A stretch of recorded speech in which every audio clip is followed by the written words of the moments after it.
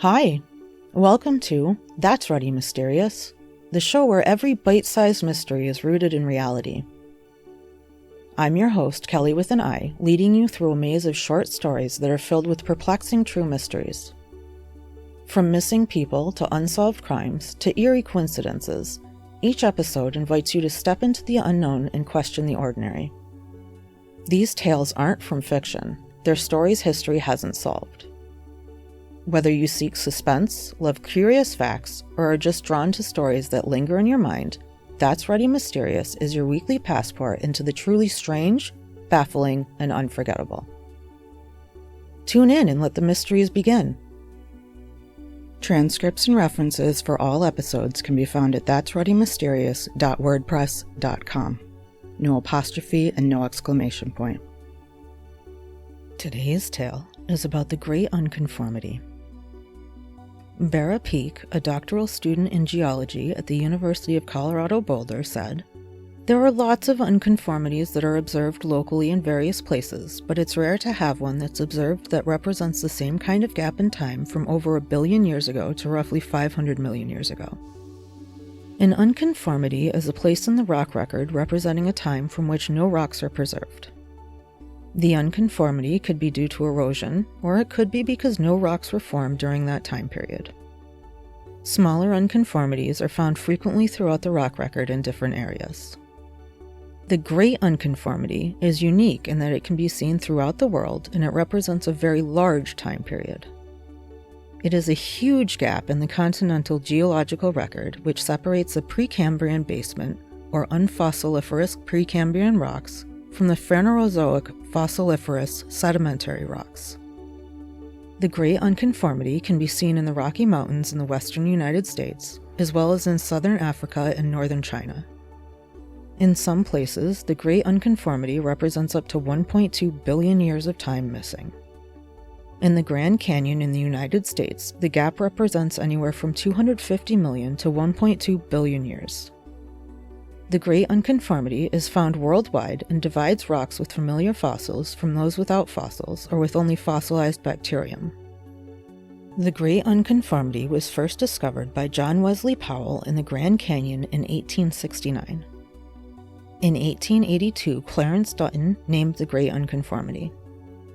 One can see the layers of geological history in the walls of the Grand Canyon until you get deep into the canyon. There, deep in the canyon, is a layer of missing time, the Great Unconformity. The gap in the rock layers can be found worldwide, always in rocks from the same time period, about 550 million years ago and earlier. The gap begins before the Cambrian explosion, which occurred about 540 million years ago. It's possible that there are more than one Great Unconformities to explain the fact that it can be seen throughout the Earth. Barra Peak, along with her colleagues, discovered that in the Grand Canyon, the layers were lost during tectonic upheaval. They believe the Great Unconformity there was caused by the breakup of the supercontinent. The reason for the missing layers could be different in different places, however. Despite the Great Unconformity being the absence of rock, the age of the missing rock can be determined based on the ages of the layers above and below the missing rock. Peak and her colleagues were not interested in the age of the formation, but rather in the time at which the rocks cooled. Deep rocks are in high pressure, high heat conditions, but cooling shows the rocks were being brought to the surface as the rocks above disappear. She explained that this disappearance is due to erosion, so what they were trying to date was the erosion process. As rocks cool, the uranium within converts to lead, and a byproduct of that conversion is helium. Peak and her colleagues were using the amount of helium in the rocks to determine their ages. The age gap in the Grand Canyon doesn't just tell us that there is missing time, but also tells us more about when the existing rocks came to the surface. The smallest gap in the Grand Canyon represents 250 million years, and the largest gap is 1.2 billion years. That tells scientists that the western half of the Grand Canyon rose to the surface about 700 million years ago, and the eastern half was closer to 500 million years ago. The variations are most likely due to tectonic activity. Peak explained, What this is suggesting to us is that rather than there being a single global cause to this feature, is that there is a lot going on within this time period of over 1 billion years. It's really just a coincidence that we see this unconformity corresponding to this same gap of time everywhere. Erosion can explain missing some of the time, but could it explain missing this much time in so many places across the globe? A paper published in Proceedings of the National Academy of Sciences says there is some evidence that the erosion that did occur didn't happen all at the same time. There may have been many erosion events. Rebecca Flowers is a geochronologist at the University of Colorado Boulder and lead author of the study. She said that the study indicates that major erosion occurred long before the Cambrian explosion, or the event that caused a rapid diversification of life on Earth, happened and was connected to either the assembly or breakup of the supercontinent of Rodinia. Rodinia existed from about 1.2 billion to 750 million years ago. Flowers also said, "The Great Unconformity formed at different times and in different places and for different reasons." The study did suggest that most of the erosion in Colorado was not due to glaciation because it happened before the first Neoproterozoic snowball Earth. The snowball Earth theory says that the planet froze over entirely about 700 million years ago, after the formation of Rodinia. The resulting glaciation would have eroded rock, which could have caused the Great Unconformity, if not for Flowers' results. After the snowball Earth, the Cambrian explosion would have occurred. Flowers says that the term Great Unconformity suggests that whatever caused the gap was a single event, but that she thinks it's more complicated than that. She thinks we should create a term that more accurately reflects the complexity of the situation. Some researchers believe that the Great Unconformity could be due to the flooding of the land caused by the melting of the snowball Earth during the Phanerozoic time period. In a lot of places, there was a lot of erosion in the crustal rock below the Great Unconformity. It's believed that this erosion could be caused by a global event that occurred during the Cryogenian, a time period with drastic climate changes. The Cryogenian occurred between about 720 million years ago and 635 million years ago. There are multiple Great Unconformities throughout the Earth. In the state of Virginia, in the United States, in the Blue Ridge Mountains, billion-year-old rocks are overlaid by cover rocks of 550 to 570 million years old.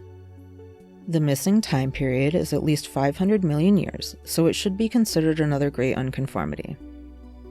In the southeast margin of northern China Craton, the Great Unconformity represents a gap of 200 to 300 million years. If the Great Unconformities were caused by erosion, when did that erosion occur? Scientists use radiodecay geochronology to date the rocks that are still there, but it's harder to figure out when the erosion happened. One thing that might help date the erosional events is thermochronology. Rocks get hotter as they're buried deeper. The cooling of rocks after burial shows possible exposure to weather. Using an index of thermal changes, scientists can figure out the depth of the rock throughout history.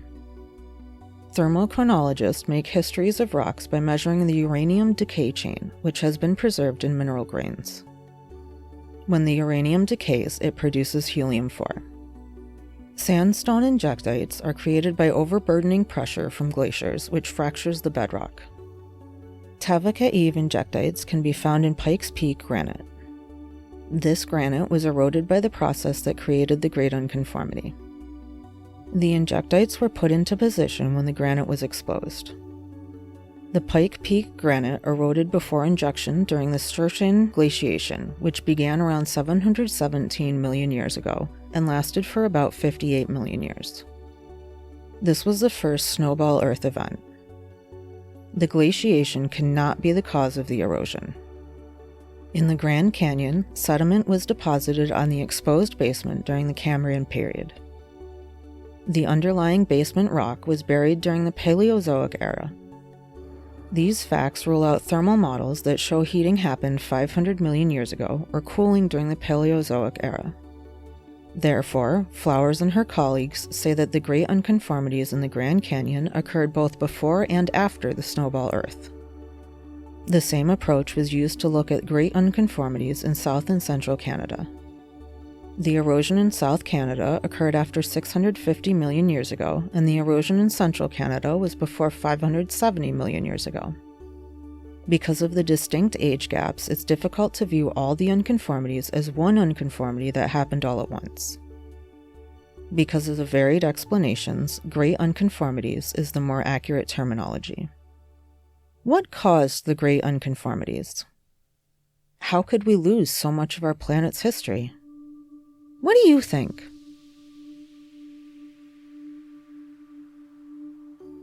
Thank you for joining me on our adventure through today's mystery. The stories that That's Ready Mysterious covers are often stranger than fiction. If you enjoyed today's tale, subscribe to make sure you never miss a story that challenges the ordinary and reveals the mysterious. Until next time, keep questioning, and remember the world is full of mysteries yet to be explored.